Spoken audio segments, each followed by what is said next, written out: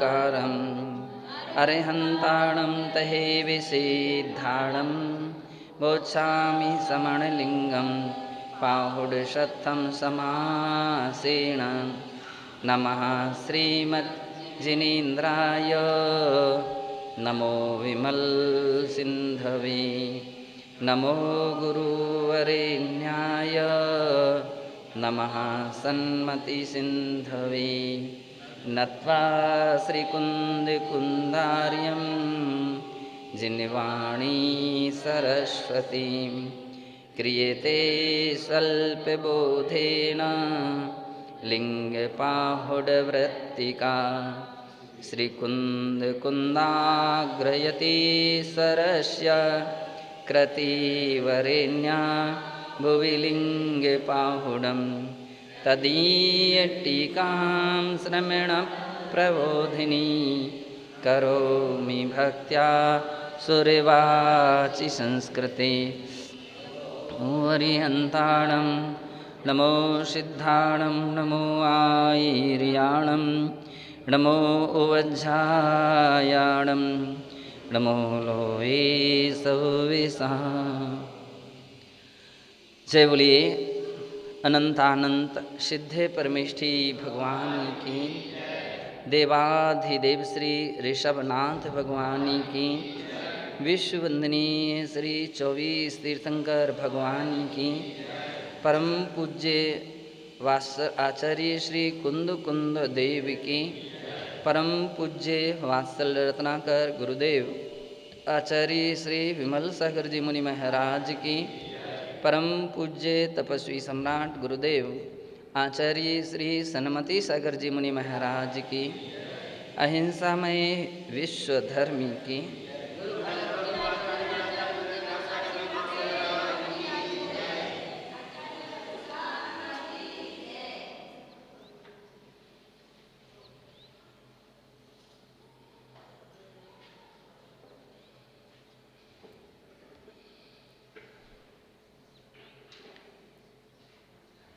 श्रमण प्रबोधिनी टीका 11वें नंबर की गाथा पर चल रही है और यहाँ पर बतलाया जा रहा है कि तप किसे कहते हैं, आचार्यों के तप के विषय में क्या क्या मान्यताएं हैं, किस किस प्रकार के लक्षण और परिभाषाएं हैं।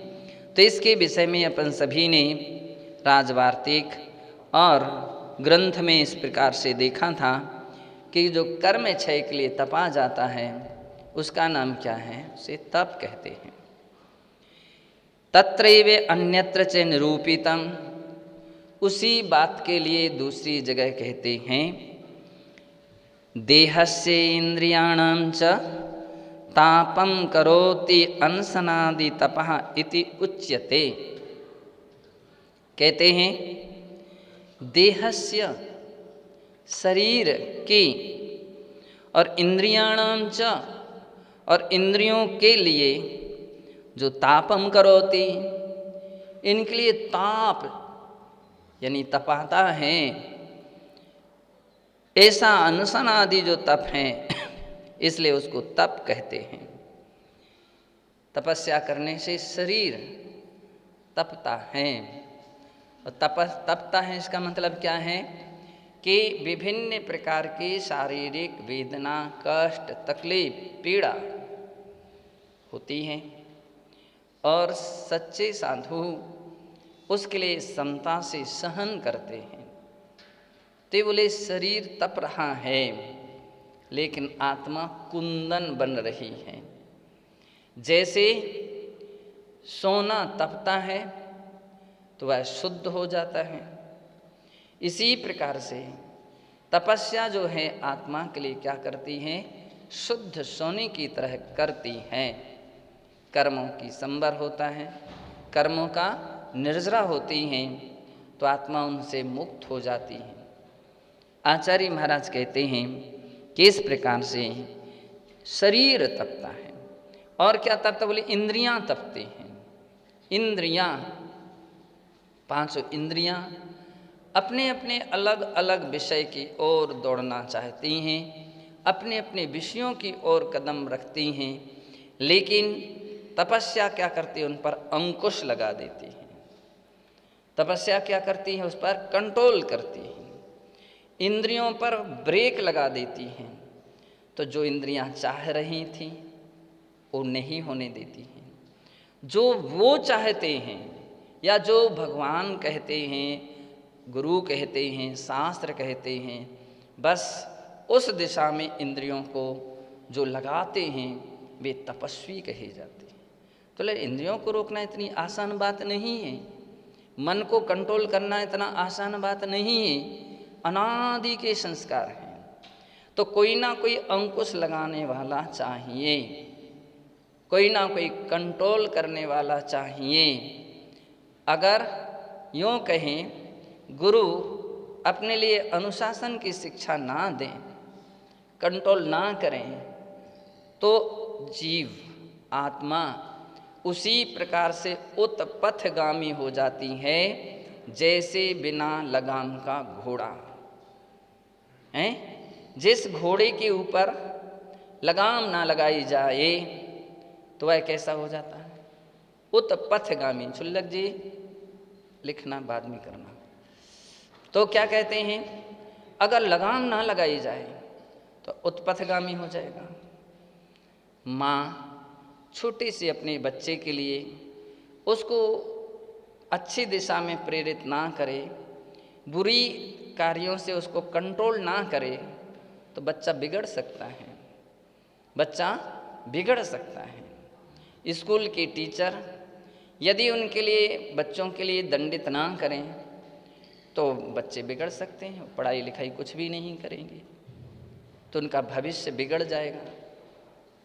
संघों में यदि आचार्य या गुरु शिष्यों पर यदि कंट्रोल ना करें तो शिष्य क्या हो जाते हैं, बिगड़ जाते हैं। लेकिन कब तक कंट्रोल करेंगे? बोले एक कंट्रोल किसे किया जा सकता है, उन्हें ही किया जा सकता है जो कंट्रोल में रहने के इच्छुक रहते हैं, उनके लिए तो कंट्रोल किया जा सकता है। शिक्षा उसे दी जा सकती है जो शिक्षा को ग्रहण करने के इच्छुक हों, नहीं है तो जबरदस्ती तो घूंटी नहीं पिलाई जा सकती। धर्म के संस्कारों के लिए बतलाते हैं जबरदस्ती नहीं कंट्रोल किया जा सकता है। परम पूज्य गुरुदेव महाराज भी अपनी अनुभूति सुनाते थे, जब कभी अपने अनुभव सुनाते थे तो बोलते थे कि महावीर कीर्ति जी महाराज सरल भी थे, कठिन भी थे, कठोर भी थे। जैसे हम लोग बोलते हमारे गुरुदेव बहुत सरल भी थे तो बहुत कठोर भी थे। अगर कोई अनुशासित नहीं है तो बड़ी दंड देते थे, प्रायश्चित देते थे, कठोर दंड देते थे और उससे उनको कंट्रोल करते थे, कंट्रोल करते थे। तो अपन लोग आज बतलाते हैं, उपकार मानते हैं। हम लोग स्कूल में भी थे तो दो किस्म के टीचर स्कूल में रहते थे। एक तो ऐसे टीचर आते थे, पढ़ा दिया फुर्सत, तुम पढ़ो ना पढ़ो, समझो ना समझो, उनसे कोई मतलब नहीं, खुश रहते थे बच्चों से और बच्चे खुश रहते थे, ना उनको डांटते थे ना कंट्रोल करते थे। तो उनका कोर्स बिल्कुल कमज़ोर रहता था। और कुछ टीचर ऐसे थे कि वे टीचर बड़ी कठिनता से कंट्रोल करते थे, बहुत कठोरता से कंट्रोल करते थे, है ना। तो जो कंट्रोल करते थे तो मतलब इतने कंट्रोल, अनुशासक धन्य कुमार जी पंडित जी हमारे समय में सबसे अधिक अनुशासक भी। आम पंडित जी लोग ये बच्चे बड़े बच्चे हैं, ये लड़ेंगे झगड़ेंगे, सम्यक व्यवहार नहीं करेंगे, वो इस बात की परवाह नहीं करते थे। वो तो कोई भी हो, प्राचार्य थे, वो सुपरिटेंडेंट भी थे, तो स्टिकता से वो कंट्रोल करते थे। इतने बजे फाटक बंद होना यानी बंद होना है, इसके बाद लेट आओगे तो दंड मिलेगा, चाहे छोटे हों चाहे बड़े हों।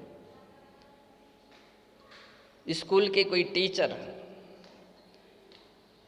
कोई भी चर्चा वार्ता करते हुए दिखें तो वे पहुंच जाते थे अवसर पर और बोलते थे, बिल्कुल सबके बीच में बोलते थे, पंडित जी समाज संस्था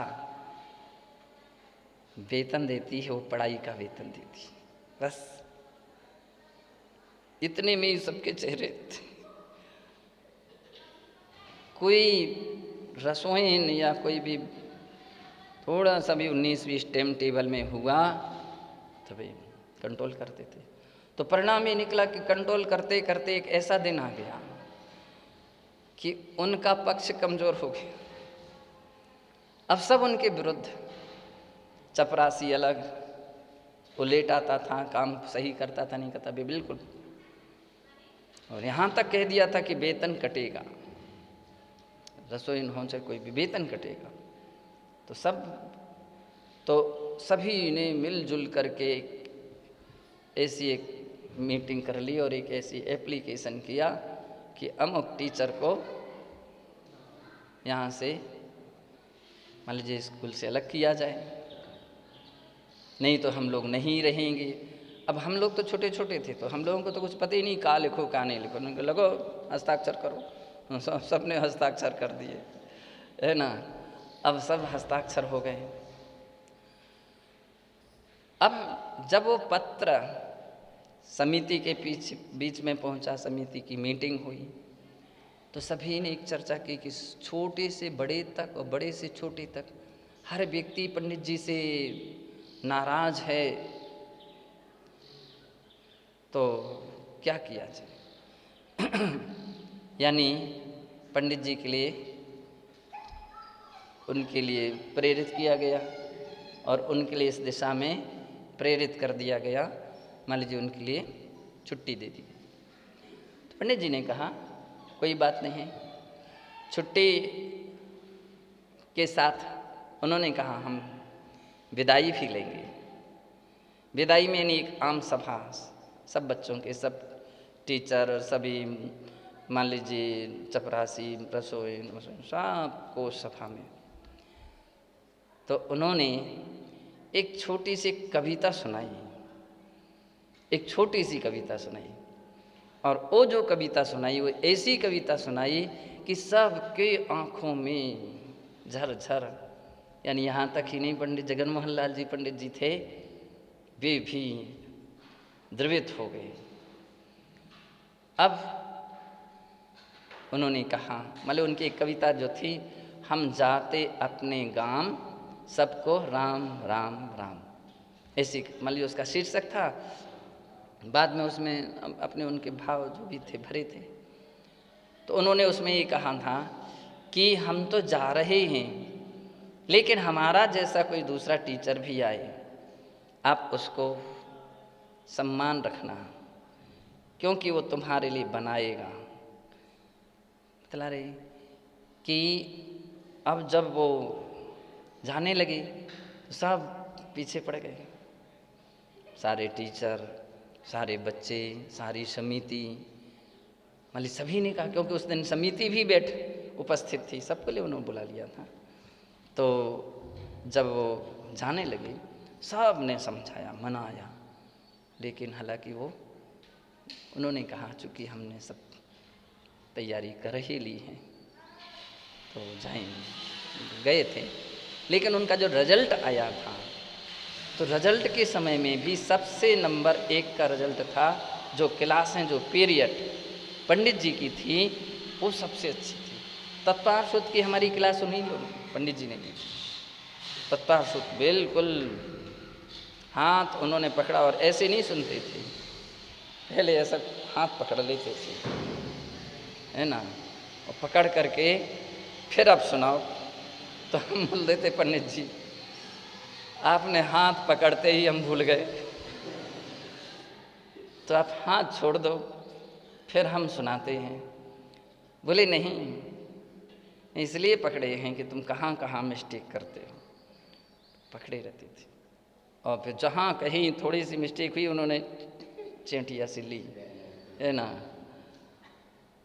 तो इतने सबक याद रखते थे बच्चे, अन्य पंडित अन्य क्लासों का तो देखते ही नहीं थे, होमवर्क देखते ही नहीं थे, उनका कंप्लीट करते थे। तो सबको तत्वार्थ कंठस्थ था, इतना सुंदर था। तो कहने का अर्थ ये है कि टीचर जो रहते हैं कठोर रहेंगे तो बनेंगे अपन लोग। व्यक्ति कहाँ बन पाता, बोले कठोरता में ही, अनुशासन में ही कमजोरियाँ दूर हो सकती, शिथिलता दूर हो सकती हैं और व्यक्ति का निखार आ सकता है। और जहाँ ऐसा कुछ नहीं रहेगा तो फिर निखार नहीं आ सकता है, वो व्यक्ति सही अच्छी तरह से बन सकता नहीं है, समाज की गरिमा और प्रतिष्ठा भी समाज में नहीं बना सकता है। तो इसलिए आचार्य महाराज कहते हैं कि तप केवल शरीर को ही नहीं तपाता है, इंद्रियों को भी तपाता है और मन को भी तपाता है। कि मन तो कहीं ना कहीं दौड़ रहा है, मन यहाँ वहाँ चाह रहा है, लेकिन संत जन जो रहते हैं ज्ञान के बल से, विवेक से उस पर अंकुश रखते हैं और कहते हैं इसलिए वो तपस्या है। और वो जितने रखते हैं सो ठीक है, और नहीं रखते सो गुरुजन रखते हैं। तो एक तपस्या ये भी है, संघ में रह करके अनुशासन में रहना एक तपस्या है। तो यहाँ आचार्य महाराज कहते हैं इस प्रकार से देह इंद्रियां को जो तपाता है, किसके द्वारा, अनशनादि के द्वारा, उसका नाम तप कहा जाता है।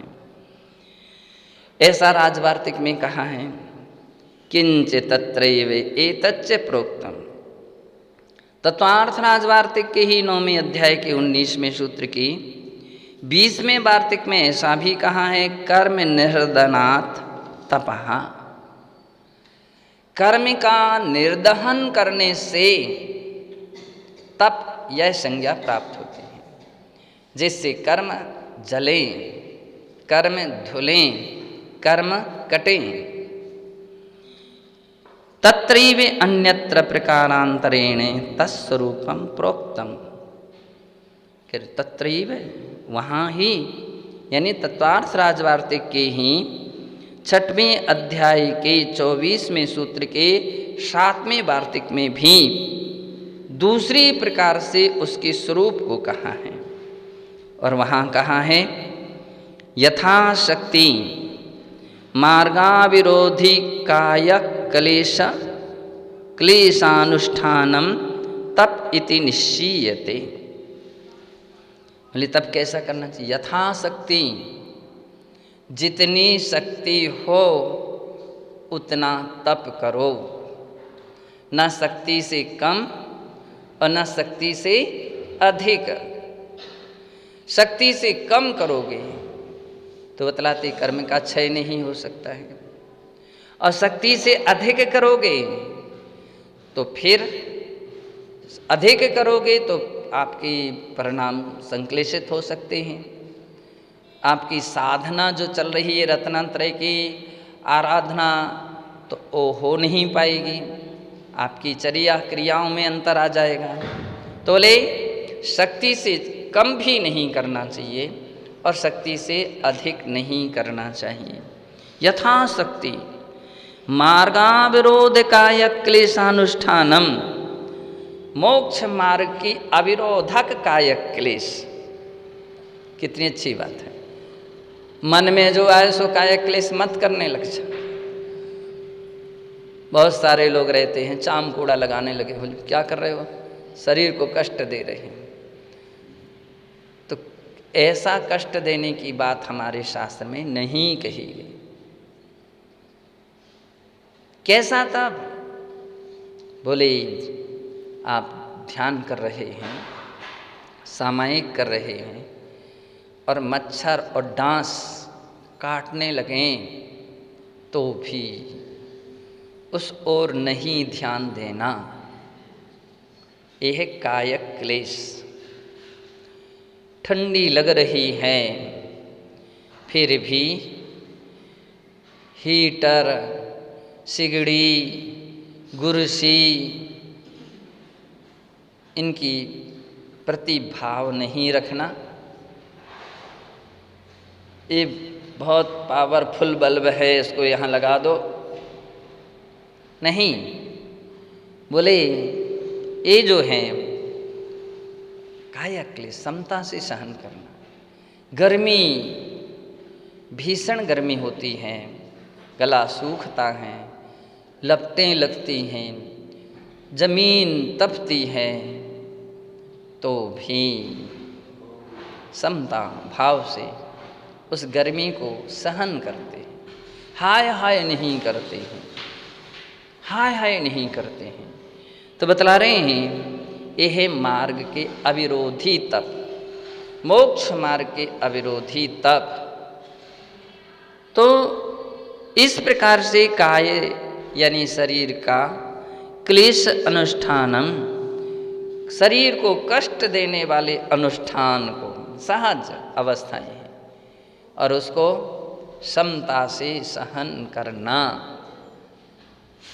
यह कायक क्लेश। महाराज बिना नमक के भोजन कैसे होएगा? बिना नमक के भोजन ही नहीं होगा। भूखे प्यासे कब तक रहेंगे? तो इशारा तो करना ही पड़ेगा, मांगना तो पड़ेगा ही। नहीं, न इशारा करते हैं न मांगते हैं, जो आ गया उसको समता से ले लिया, और नहीं आया तो भी समता भाव रखे रहना। थाली की ओर नहीं देखते रहना कि कुछ थाली की ओर देखते ये नहीं वो नहीं वो नहीं। बतलाते हैं मार्ग के अविरोधी तप हैं, मोक्ष मार्ग के में कोई विरोध ना आए, ऐसा अविरोधी तपस्या निर्ग्रंथ दिगंबर मुनि करते हैं।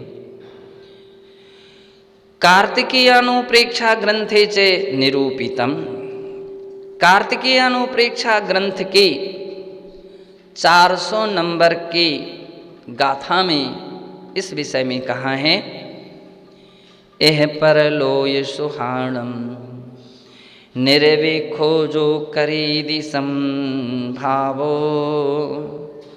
विविहम काय क्लेशम तव धम्मो निम्मिलो जस्स। कहते हैं 10 प्रकार के तप, 10 प्रकार के धर्म होते हैं। 10 प्रकार के धर्म, उन 10 धर्मों में पर्युषण पर्व के अवसर पर सभी जगह मनाए जाते हैं, अपन लोग भी मनाते हैं। और वे 10 धर्म श्रमण धर्म कहे जाते हैं। शास्त्रों में उसके लिए क्या धर्म कहा? श्रमण धर्म, मुनियों का प्रधान धर्म है। तो उसमें एक उत्तम तप धर्म आता है। उत्तम तप धर्म के विषय में कहते, एह परलोय सुहाणम निर्विखो, इस लोक और परलोक विषयक सुख से निरपेक्ष होकर के, ऐसा नहीं कि तपस्या करने से परलोक में स्वर्ग मिल जाएगा, बहुत किस्म का वैभव मिलेगा, मनुष्य होंगे तो चक्रवर्ती राजा आदि बनेंगे। नहीं, ये अभिलाषा यदि है तो कह रहे हो तप ही नहीं है। तपस्या करेंगे तो घर, बहुत से गृहस्थों में राजस्थान में क्या परंपरा है कि जो 10 उपवास आदि करते हैं, 8 उपवास करते हैं, तो पूरे रिश्तेदार आते हैं, कोई वस्त्र, कोई सामग्री, कोई सोने की घड़ी, मान लीजिए अंगूठी, कोई घड़ी, कोई ना कोई सामग्री भेंट करते हैं। ऐसा, अथवा साधुजन उपवास आदि करते हैं तो भी सम्मान में उनके लायक व्यक्ति सामग्रियां भेंट करता है। तो उस सामग्री के लिए तपस्या मत करो कि मुझे सारी सामग्री मिलेगी, खूब मेरी जय जयकार होगी, मेरी प्रशंसा होगी, बोले नहीं, एहलोक सुखाणम और परलोय सुहाणम। इस लोक संबंधी सुख और परलोक संबंधी सुख से निर्विक हो, निरपेक्ष हो करके जो संभावो तवम करो दी। समता भाव से विविहम काया क्लेशम, अनेकों प्रकार के कायक क्लेश करते हैं स्वेच्छा से। तो कहते हैं उनके जस निम्मलो तवो धम्मो, उनके अंदर में जो ऐसा करते हैं उनका वह निर्मल तप धर्म होता है। तप धर्म के लिए भी क्या शब्द दिया विशेषण, निर्मल तप धर्म होता है। या ऐसे निर्मल परिणामी साधकों का वो तप धर्म कहा जाता है। परमार्थता तो ध्यान सिद्धि प्रक्रमे निजात्म भावना, यद्वा अंतर्मुखतया आत्मनि आत्मना स्थिति रेव तपः। परमार्थ यानी निश्चय, ये जो अनशन आदि हैं ये तो व्यवहार तप है। प्रायश्चित आदि जो हैं ये अंतरंग तप है। और परमार्थ निश्चय तप क्या है, तो ले ध्यान सिद्धि प्रक्रमे, ध्यान सिद्धि के विषय में निजात्म भावना, अपनी आत्मा की भावना, ये विशेषता है, दूसरे के विषय में नहीं। बोले अपनी आत्मा की भावना के द्वारा, यद्वा अंतर्मुखतया, अंतर्मुखी हो करके, आत्मनि आत्मना स्थिति रेव, आत्मा में, आत्मा के द्वारा आत्मा को जो स्थिति करना है, स्थिरता लाना है, उसका नाम है तपः। ओ तप कहा जाता है। प्रोक्तम चे 12 अणुवेक्षा ग्रंथे, वार्षानुप्रेक्षा ग्रंथ की गाथा 77 में ऐसा कहा है, विषय कषाय वेणिगः भावम काऊण झाण सीझिए, जो भावई अपाणम तस्य तवम हो दिनियमेण। विषय कषाय, ये दो बातें आत्मा का पतन करती हैं, आत्मा को दिग्भ्रमित कर देती हैं, मोक्ष मार्ग से च्युत कर देती है। 5 इंद्रियों के विषय का कीड़ा अनादिकाल से यह जीव बना रहा है। अनादिकाल से कोई स्पर्शन इंद्री का, कभी रसना इंद्री का, कभी घ्राण का, कभी चक्षु का, कभी कर्ण का, यह जीव कीड़ा बना रहा। हर इंद्रियां अपने अपने विषय को चाहती हैं, ऐसी सामग्री मिले, ऐसी सामग्री मिले, ऐसी सामग्री मिले। कितनी भी मिल जाए तो भी तृप्ति नहीं हो पाती है। अनादिकाल से अनंत बार भुक्तोज्झिता मुहुर्मोहान मया सर्वेपि पुद्गलाः उच्छिष्टेषु स्वज्ञे मम विज्ञस्य का स्पृहा। ज्ञानी पुरुष और अज्ञानी पुरुष में ये अंतर है। अज्ञानी पुरुष निरंतर चाह में जी रहा है, आशा में जी रहा है, इच्छा में जी रहा है, ऐसी वस्तु मिले, ये वस्तु मिल जाए, वो वस्तु मिल जाए। लेकिन ज्ञानी पुरुष क्या कह रहा है, भुक्तोज्झिता मुहुर्मोहान मया सर्वेपि पुद्गला, मेरे द्वारा सभी प्रकार के पुद्गल, भुक्तो उज्झिता भोगे गए हैं और छोड़े गए हैं, खाए गए हैं और वांत कर दिए गए हैं, उल्टी की तरह। तो बतला रहे हैं एक बार नहीं, कितनी बार? अनंत बार। उक्तो जिता मुहुर, मुहुर का अर्थ होता बार बार, अनेक बार खाए गए छोड़े गए। भुक्तो जिता मुहुर मुहान मया सर्वे पुद्गला उच्छिष्टिषु तुष्टिषु अज्ञ मम विज्ञस्य कास्पहा। अब तो उच्छिष्ट की तरह हैं। किसकी तरह हैं? उच्छिष्ट की तरह हैं। मम विज्ञस्य कास्पहा, वे ज्ञानी पुरुष, वे सच्चे साधु, वे योगी पुरुष कहते हैं इसकी क्या इच्छा करना, कहाँ तक इच्छा करेंगे? इच्छा से तो कर्म का और आश्रय बंद होगा। तपस्या भी करेंगे और इच्छा करेंगे तो तप नहीं कहलाएगा। तो कहते हैं कि वे इन सारी वस्तुओं के लिए, पांचों इंद्रियों के विषयों के लिए, और कसाय, कसाय बिल्कुल नहीं होना चाहिए। सही तरीका ये है। और यदि कसाय हो जाए तुरंत निकाल दीजिए, तुरंत छोड़ दीजिए, तुरंत उसको दूर कर दीजिए। क्यों? जब तक कसाय भाव बने रहेंगे तब तक स्थिति बंध और अनुभाग बंध चलता रहेगा। स्थिति बंध और अनुभाग बंध चलता रहेगा।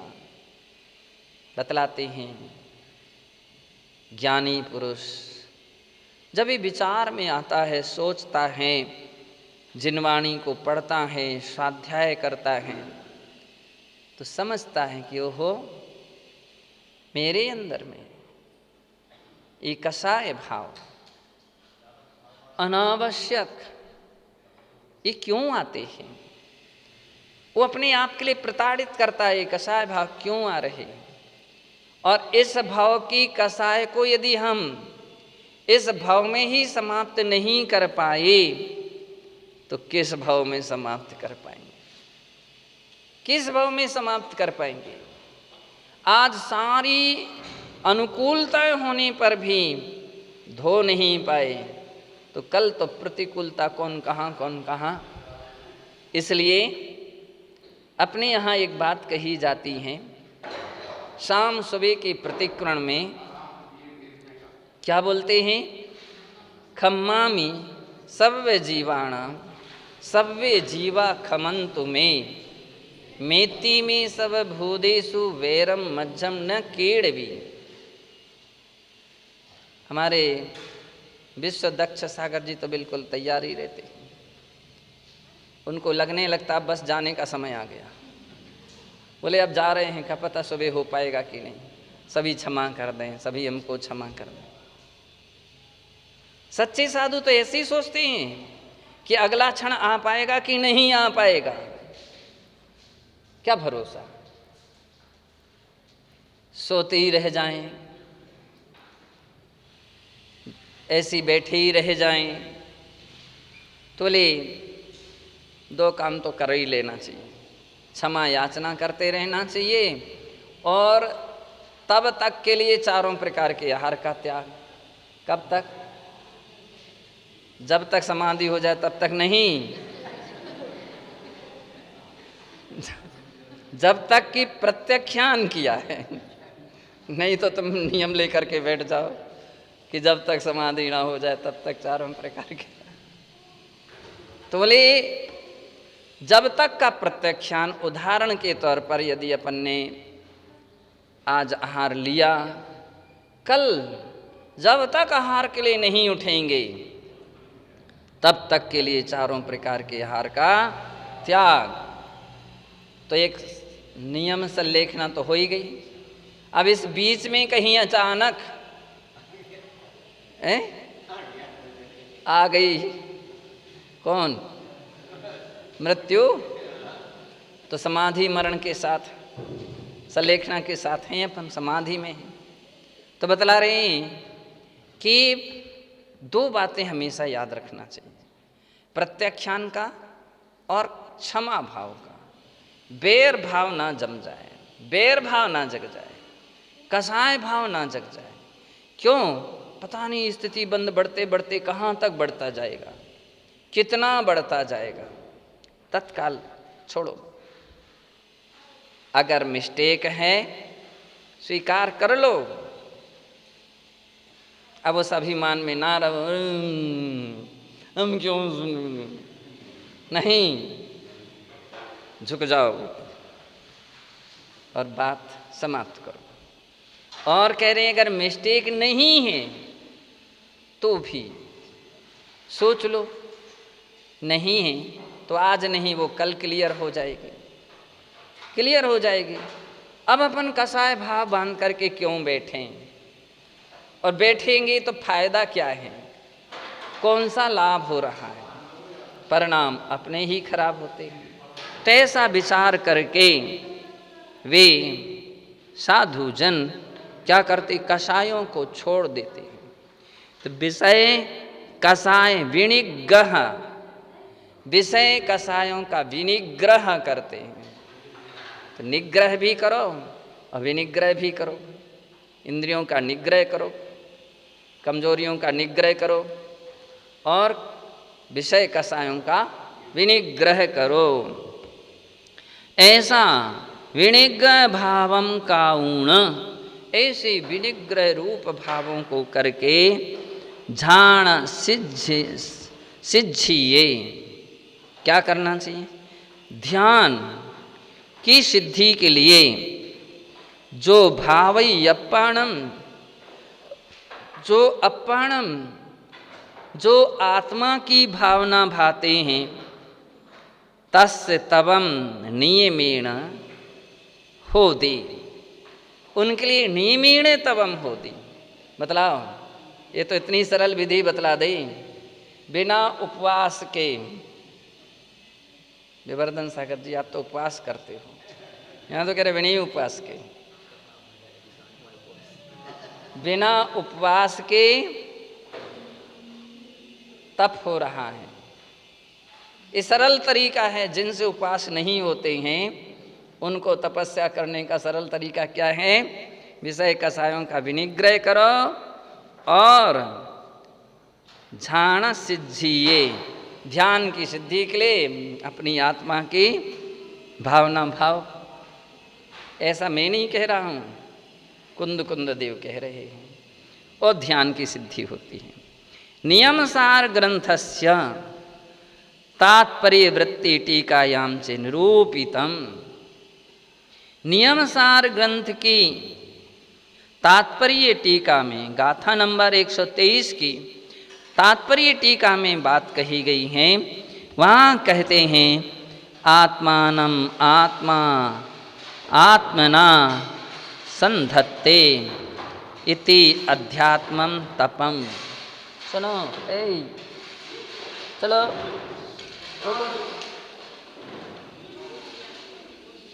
बंद करो अभी।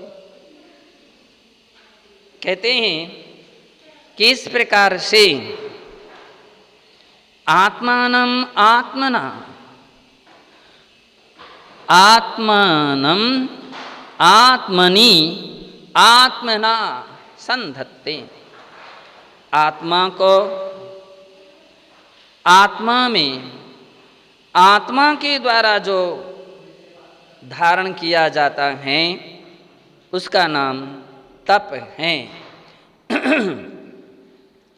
तपसो दौ भेदौ, तप के यहाँ दो भेद कहे गए हैं। बाह्यम आभ्यंतरम च, एक बाह्य तप होता है और एक अंतरंग तप होता है।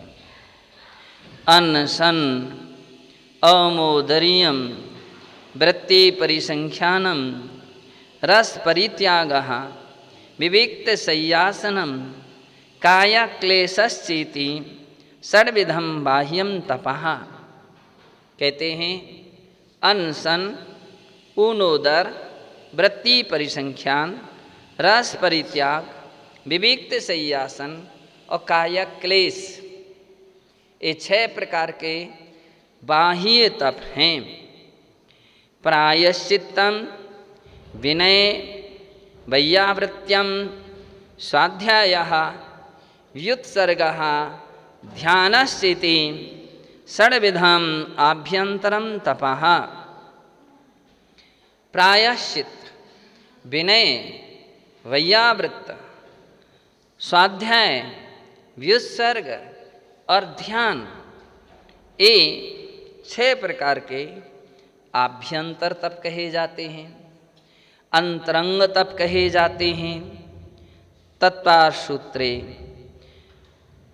यह बात तत्वार सूत्र के 9वें अध्याय के 19 और 20वें श्लोक में सूत्र में कही हैं।